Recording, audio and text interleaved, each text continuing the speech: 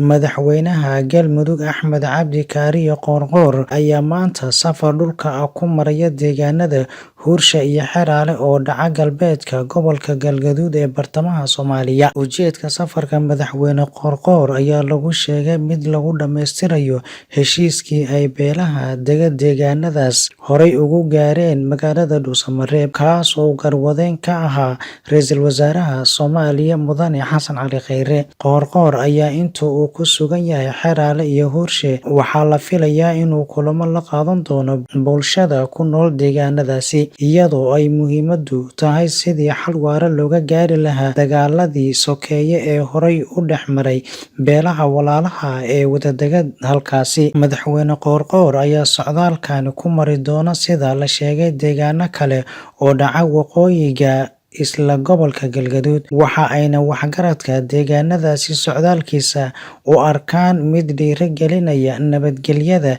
iyo in aysan soo laaban isku dhacyo dambe oo dhex mara bulshada halkaasi wada degta.